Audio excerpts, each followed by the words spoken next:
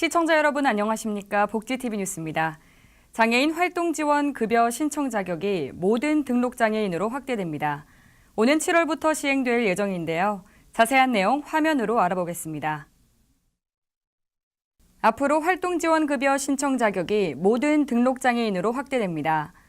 보건복지부는 활동 지원 급여 신청 자격 확대와 수급 자격 유효 기간 연장 등을 규정한 장애인 활동 지원에 관한 법률 시행령 일부 개정안이 지난 12일 국무회의에서 의결됐다고 밝혔습니다. 이는 오는 7월부터 시행할 예정입니다. 이번 시행령 개정은 장애 등급을 장애 정도로 변경하고 장애인 활동 지원 급여 등 맞춤형 서비스 제공을 위해 서비스 지원 종합조사를 실시하도록 한 장애인 복지법 등의 개정에 따른 것입니다. 먼저 활동지원급여 신청 자격을 기존 장애 등급 1급과 2급 또는 3급인 장애인에서 모든 등록 장애인으로 확대합니다. 기존 활동지원급여 인정조사를 장애인의 욕구와 환경, 서비스가 필요한 정도 등을 평가한 서비스 지원 종합조사 결과로 변경했습니다. 또한 활동지원급여 수급자의 안정적인 활동지원 수급 보장을 위해 수급 자격 결정의 유효기간을 2년에서 3년으로 연장합니다. 이와 더불어 장애 특성과 사회적 환경 등을 고려해 유효기간 종료 후 연장 신청 기간을 6개월에서 1년으로 늘려 활동지원급여 갱신 신청이 어려운 수급자의 권익을 보호하도록 했습니다. 서울시가 운전면허를 자진 반납한 노인에게 10만 원의 교통카드를 지급합니다. 서울특별시가 운전면허를 자진 반납한 서울 거주 70세 이상 노인 1,000명에게 10만 원어치의 교통카드를 지급합니다. 서울시는 서울경찰청과 도로교통공단, 티머니 복지재단과 손잡고 운전면허를 반납한 노인에게 교통카드를 활용한 인센티브를 제공한다고 밝혔습니다. 교통카드는 선불 교통카드를 충전한 뒤 5년 이상 사용하지 않은 장기 미사용 충전 선수금 등 티머니 복지재단 기금에서 1억 원을 활용하게 됩니다. 교통카드 제공 대상은 지난 1월 1일 이후 운전면허를 자진 반납해 면허가 실효된 서울 거주 70세 이상 노인입니다. 교통카드 500매는 주민등록 생년월일 기준 고령자 순으로 지원하고 나머지 500매는 면허 반납 뒤 신청서를 낸 대상자 중 추첨해 제공할 계획입니다. 신청 방법은 가까운 서울 시내 경찰서 내의 면허 반납 창구나 서울 시내에 위치한 4개 면허 시험장의 면허 반납 창구에 방문해 올해 9월 30일까지 신청하면 됩니다. 아파트에는 관리사무소가 있어 민원 해결을 도맡아주지만 오래된 단독주택이 모여있는 구도심의 경우에는 불편사항이 생겨도 도움받을 곳이 마땅치 않습니다. 경기도는 행복마을 관리소가 이러한 역할을 해주고 있다고 하는데요. 정두리 기자가 자세한 소식 전합니다. 노란 조끼를 입은 주민들이 홀몸 노인댁을 찾았습니다. 지역 주민들이 쌀이나 반찬을 배달하고 간단한 집수리까지 해줍니다. 마을 구석구석을 누비며 도움이 필요한 이웃들을 찾아 맞춤형 서비스를 제공하는 행복마을 지킴입니다. 독거 어르신들이 이제 날로 늘어나고 있는데 자녀들이 돌보기에는 좀 한계가 있고 그래서 이제 주민 입장에서 보면 더 이런 게 많이 확대됐으면 좋겠어요. 오래된 단독주택 등이 밀집한 구도심의 경우 복지 서비스나 치안이 부실한 경우가 많은데 이를 개선하기 위해 만든 경기 행복마을 관리소입니다. 크고 작은 생활민원을 해결해주는 일종의 관리사무소로 택배 보관이나 공구 대여, 환경 개선 등을 도맡아 합니다.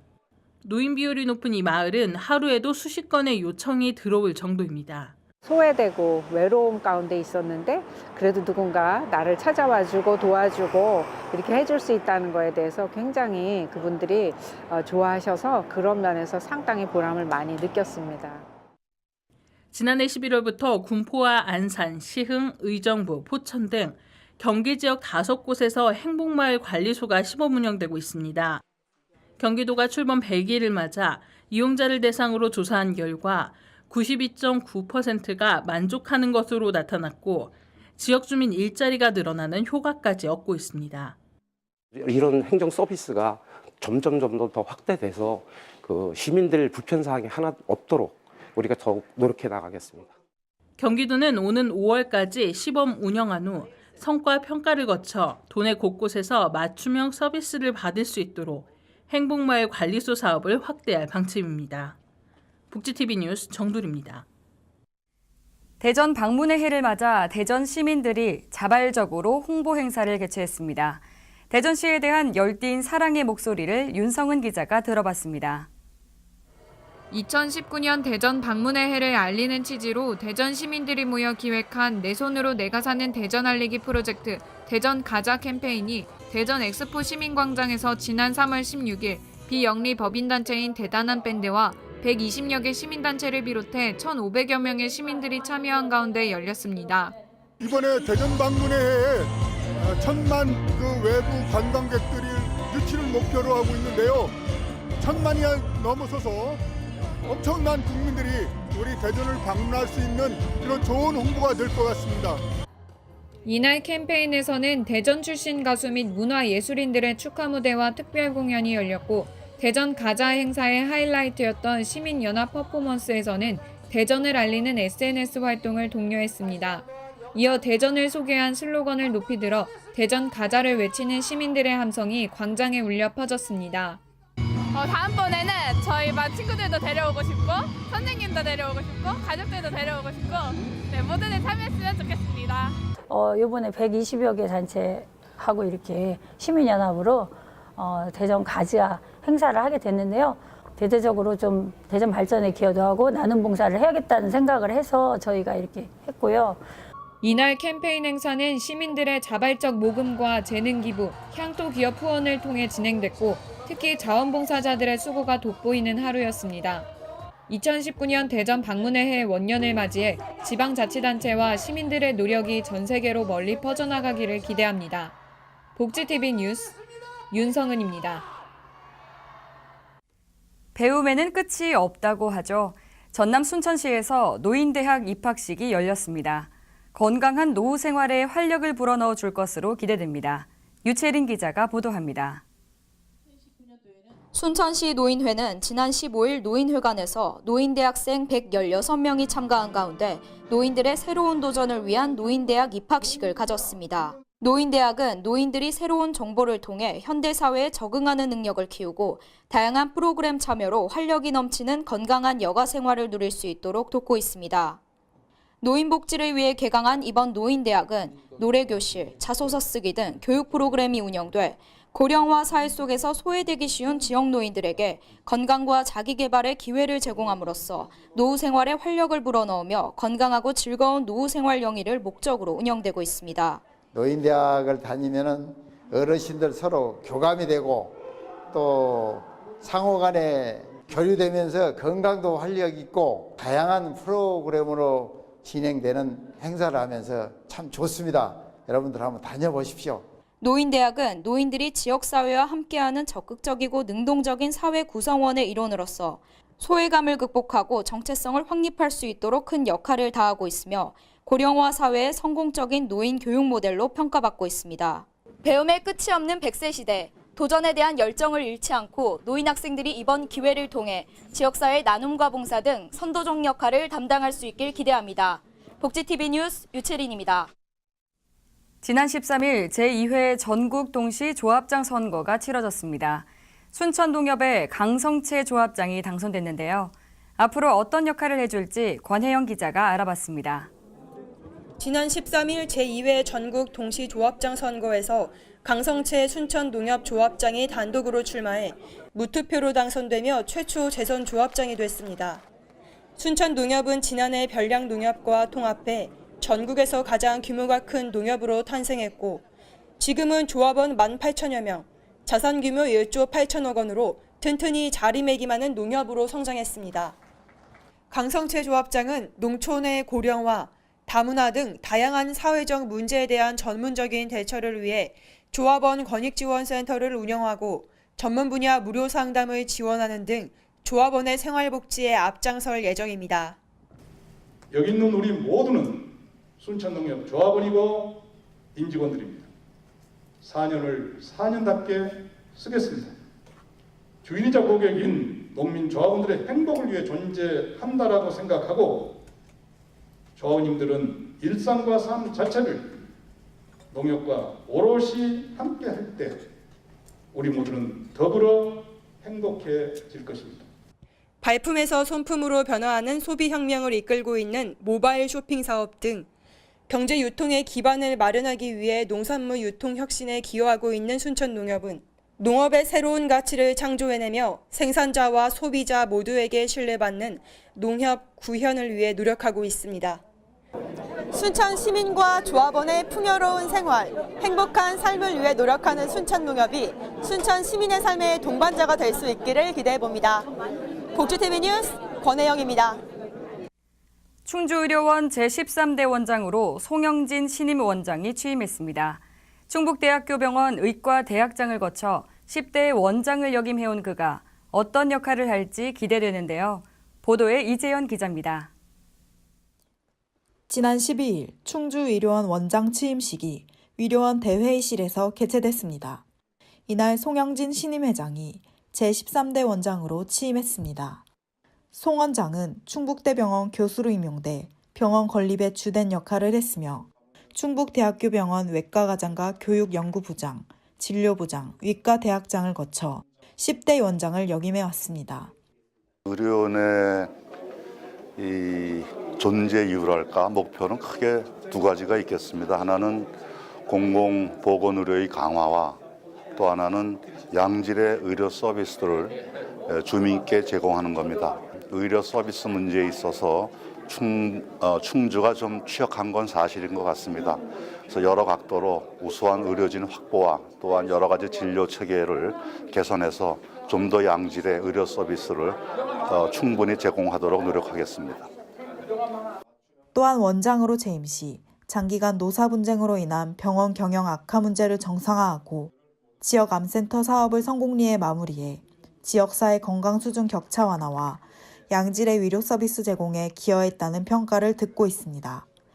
복지TV 뉴스 이재현입니다. 오는 4월 2일은 전 세계가 파란빛으로 물드는 세계 자폐인의 날입니다. 이를 맞아 복지TV가 자폐성 장애인들이 그림을 통해 자신들의 능력을 펼치는 기업을 찾아가 봤습니다. 백미란 기자가 보도합니다. 붉은색 얼룩말, 분홍색 토끼, 초록색 야자수, 형형색색 그림이 그려진 컵, 공책, 카드 등 다양한 제품들이 진열대에 펼쳐져 있습니다.